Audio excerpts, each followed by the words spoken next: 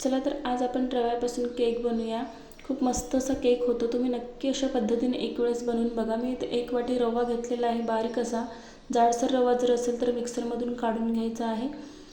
या मोठ्या वाटीने मी 1 वाटी रवा घेतला आहे। त्याच वाटीने आपल्याला अर्धी वाटी दही घ्यायचं आहे। दही जर आंबट असेल तर थोडंसं तुम्ही त्यामध्ये पाणी टाकून अर्धी वाटी दही करून घ्यायचं आहे आपल्याला।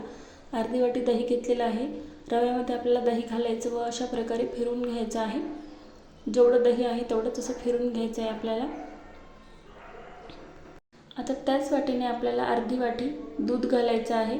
दूध पण त्याच पद्धतीने तसंच घालून आपल्याला फिरवून घ्यायचं आहे। आता मिक्स करून घ्यायचं आहे। दही आणि दूध असं मुरू द्यायचं आहे। याच्यामध्ये आपल्याला छान असं पाणी बिलकुल घालायचं नाही।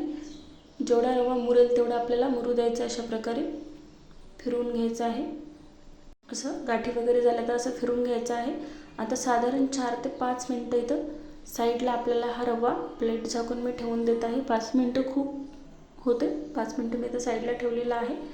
5 मिनिटं झाले आहेत। इथे मी सपाट 1 वाटी जेवढा रवा घातला तेवढा पिठी साखर मी इथे 1 वाटी घातलेली आहे। बारीक साखर काढलेली नसेल तर जाडसर साखर टाकली तरीही पण चालतं। तरी पण साखर आपली एकदम अशी बारीक होते, मुरल्या जाते। आता आपल्याला हे बॅटर असं फिरवून घ्यायचं आहे, फेटून घ्यायचं आहे। अशा प्रकारे बघू शकता तुम्ही। साखर घातली की लगेच पाणी सुटतं, एकदम असं पातळसर बॅटर होतं आपलं। बघू शकता तुम्ही। सारखं आपल्याला असं फिरवून घ्यायचं आहे, फेटून घ्यायचं आहे। आजच्या केकामध्ये गव्हाचं पीठ घातलं होतं 2 चम्मच, तर आता मी या केकमध्ये मैदा घालणार आहे। 2 चम्मच इथे मी मैदा घातलेला आहे। तुम्ही गव्हाचं पीठ सुद्धा घालू शकता मैदा नसेल तर, किंवा गव्हाचं पीठ तुम्ही काही पण घालू शकता। मी इथे 2 चम्मच घातलेला आहे। आपल्याला असं सारखं आता फिरवून घ्यायचं आहे, असं फेटून घ्यायचं। याने काय होईल, आपला केक हा मस्त हलका फुलका स्पंजी असा होईल, एकदम मऊ असा केक। बघू शकता तुम्ही। अशा प्रकारे आपल्याला सारखं बॅटर एकाच डायरेक्शनने आपल्याला फिरवून घ्यायचं आहे। किती असं हलकं बॅटर झालेलं आहे। थोडंसं यामध्ये मी पाणी घालणार आहे। घट्टसर असं बॅटर आपलं वाटत आहे। थोडंसं पाणी घालायचं आहे। बघू शकता किती मस्त असं बॅटर आपलं एकदम हलकं फुलकं झालेलं आहे। असं आपल्याला फेटून घ्यायचं आहे। असं एकदाच एकाच ताराने हे पडलं पाहिजे बॅटर, एकदाच। व्हिडिओत दाखवते त्या प्रकारे बघू शकता तुम्ही। असं बॅटर आपलं रेडी झालं पाहिजे, तोपर्यंत आपल्याला हे फेटून घ्यायचं। साधारण 4 ते 5 मिनिटं आपल्याला हे 5 मिनिटं असं फेटून घ्यायचं आहे। बघू शकता अशा पद्धतीने असं बॅटर होईपर्यंत फेटून घ्यायचं आहे आपल्याला।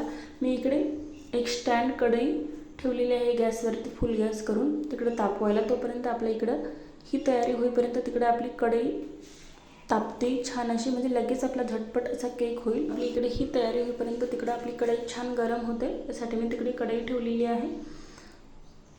बघू शकता मस्त असं आपल्याला फेटून घ्यायचं आहे। मस्त असं हलकं बॅटर आपलं एकदम असं हलकं फुलकं झालेलं आहे। बघू शकता तुम्ही कसं एकाच असं धारेमध्ये हे बॅटर पडत आहे। चला तर आता इकडे आपल्याला ही तयारी करून घ्यायची आहे। तिकडं बॅटर ठेवायचं आहे आपल्याला साईडला। तोपर्यंत मी एका बाउलला तेल लावून घ्यायचं आहे आपल्याला, असं पसरवून। बटर पेपर असेल तर तुम्ही बटर पेपरसुद्धा घालू शकता, नसेल तर अशा पद्धतीने आपल्याला तेल लावून घ्यायचं आहे। व त्यामध्ये मैदा किंवा गव्हाचं पीठ घालायचं आहे। मी इथे गव्हाचं पीठच घालत आहे। असं गव्हाचं पीठ आपल्याला पसरवून घ्यायचं आहे, असं फिरवून घ्यायचं आहे, म्हणजे एकदम सहज अलगद आपला केक बाहेर पडेल। असं फिरवून घ्यायचं आहे आपल्याला पीठ। आता हे पीठ एक्स्ट्राचं आपल्याला काढून घ्यायचं आहे। पूर्ण पीठ काढून घेतलेलं आहे एक्स्ट्राचं। चला तर आता काढून घेतलेलं आहे।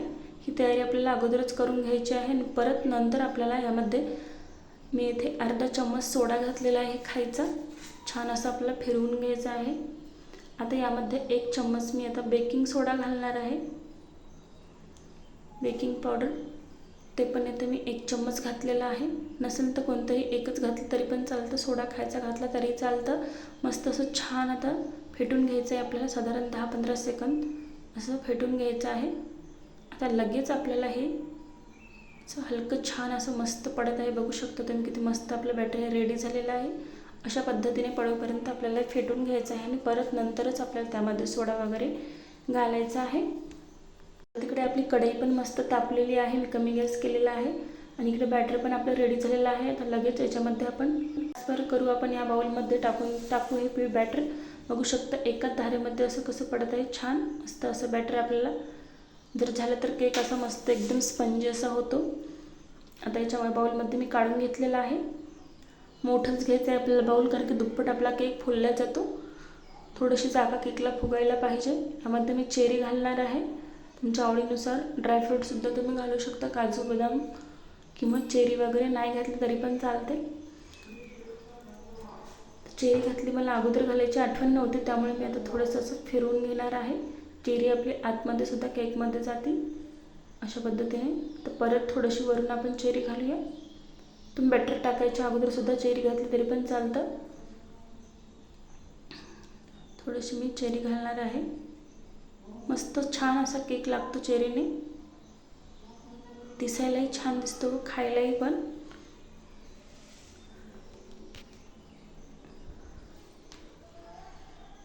चला तर आता आपण कढईमध्ये मी उलटा स्टँड ठेवलेला आहे. मी सरळही ठेवू शकता, एकदम वर असं गंज येईल म्हणून, त्यामुळे मी बरोबर बसत नाही प्लेट झाकताना, त्यामुळे उलटा स्टँड ठेवलेला आहे मी. वगैरे तुम्ही असं कटोरी काही पण झाकू शकता.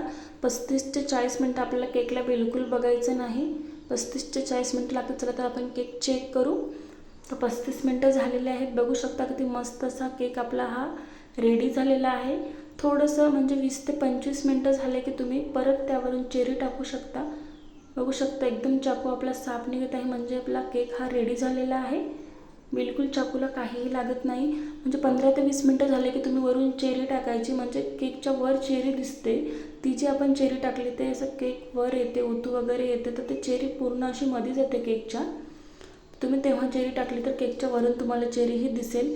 बघू शकता मी एकदम असा गरम गरम केक काढलेला आहे, तरीही चिटकलेला नाही. थंड व्हायची वगैरे वाट बिलकुल बघितली नाही.